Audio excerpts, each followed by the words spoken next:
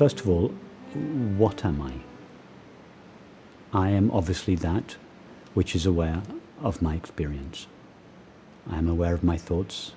I am aware of my feelings. I am aware of the sound of the waves and the sight of the sea. I am aware of the taste of tea. I am aware of the sight of this room. I am aware, I am aware, I am aware. It pervades all experience. It's ever present in all experience.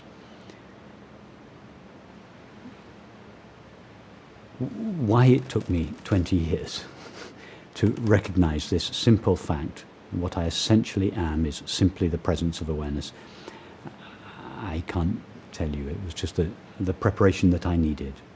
I was busy trying to still my mind, those kind of practices.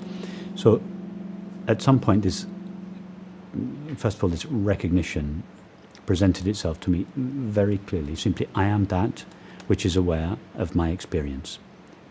That with which all objective experience is known, but which itself cannot be known as an object. And it was so simple, it's so obvious. You don't need 20 years of preparation to understand that. You could say this to anybody on the street, and if they were open and willing to explore their experience, it doesn't need to take long. Then the second question, which was in some ways an inevitable follow-on from this first discovery, is, okay, what I essentially am is awareness, but what is the nature of this awareness? It seems to me to be located in here, doing the thinking, looking out through my eyes, in here doing the feeling.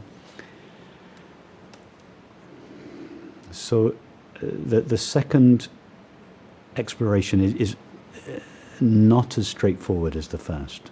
The first is relatively simple. Yes, it is obvious that what we call I, what we have been calling I all our life, is that which is aware of all this changing experience. And it seems so obvious to us to begin with that this I, this aware being, this presence of awareness, is located in and shares the limits of the body. For instance, we close our eyes, we can no longer see the world. So we think, oh, in that case, it's obvious that whatever it is that is seeing the world must be located behind my eyes. I close them, I don't see the world anymore. So it seems to be perfectly logical to believe, and more importantly feel, that I lives in here, behind the eyes, behind the ears, in here, feeling. So this investigation into the nature of awareness or consciousness is another stage, or a second stage after the recognition, I am awareness. And this took some time. It was over a period of a few years. When I first met my teacher, there was this very intense, I was involved with it, every spare moment I had. The exploration is, what is the nature of the knowing with which I know my experience? There seems to be evidence for it being temporary and finite. In other words, there seems to be evidence that it shares the destiny and the limits of the body. But when I look for that evidence, when I look at the non-objective experience of simply being aware,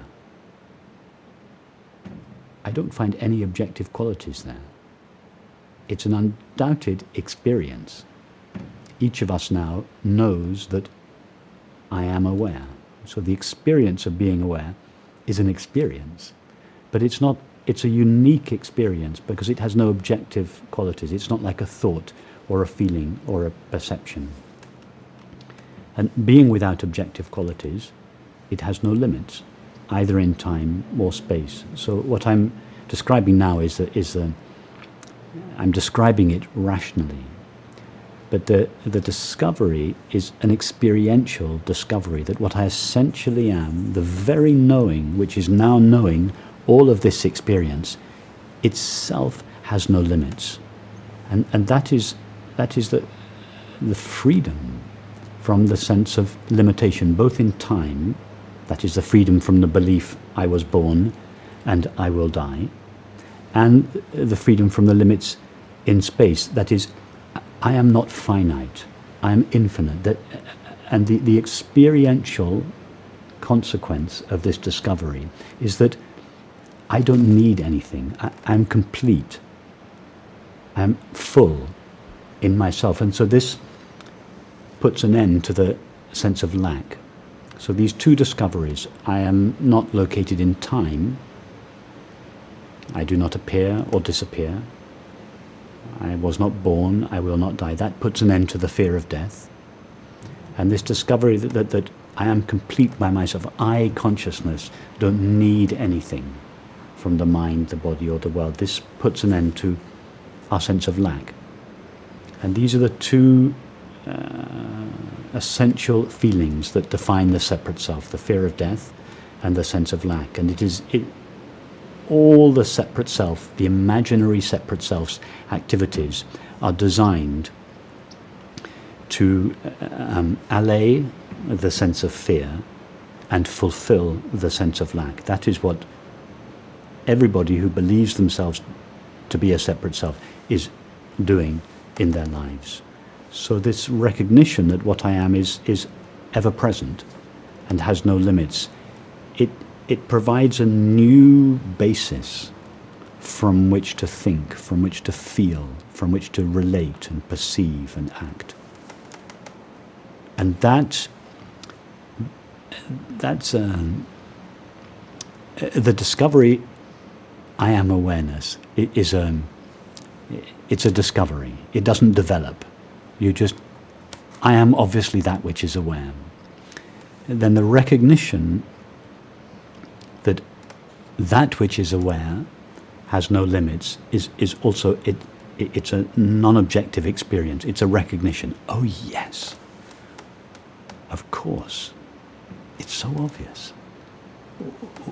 What I essentially am, the knowing with which I know my experience, is unlimited.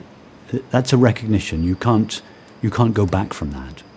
However, there is then another process, which is an endless process, which is how to live this understanding, this feeling understanding. How does that affect the way we think, the way we feel, the way we perceive, the way we act, the way we relate to other people? And this is the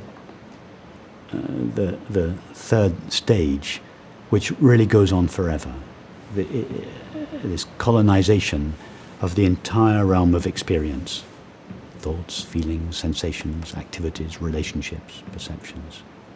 That's an endless process, and it's really the art of life, is to live life, all realms of our life, in a way that is consistent with and an expression of this understanding.